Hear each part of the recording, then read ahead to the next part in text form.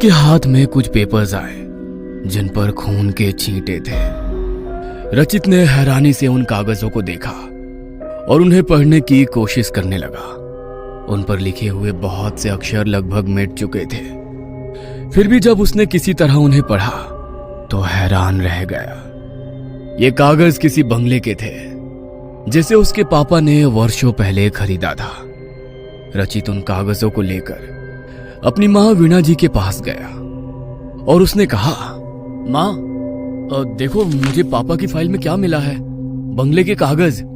ये सुनते ही वीणा जी ने घबराकर उसके हाथ से उन कागजों को छीन लिया और बोली, तुझे किसने कहा था इन्हें हाथ लगाने के लिए?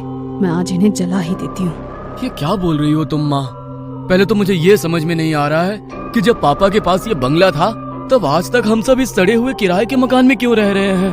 पापा ने आज तक कभी इस बंगले का जिक्र तक नहीं किया और तुम भी कागज जलाने की बात कर रही हो। रचित परेशान सा बोला। इन कागजों को देखते हुए वीणा जी की आंखों में आंसू आ गए थे। उन्हें पोंछकर किसी तरह स्वयं को संभालते हुए उन्होंने कहा, अब तू बड़ा हो गया है, इसीलिए आज मैं तुझे सारी बातें बताती हूँ। ये बात तब की है जब मेरी और तेरे पापा की नई नई शादी हुई थी।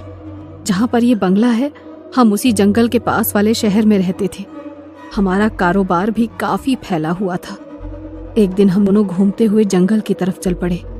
वहां नदी के किनारे ये शानदार बंगला खड़ा था।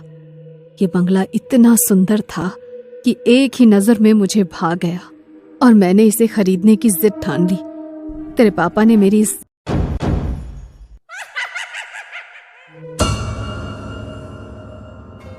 ये कहानी आपको अच्छी लगी हो तो हमें सब्सक्राइब करें, हमारा इंस्टाग्राम और फेसबुक पेज जरूर फॉलो करें। और हाँ दोस्तों, सब्सक्राइब करना भूलना मत।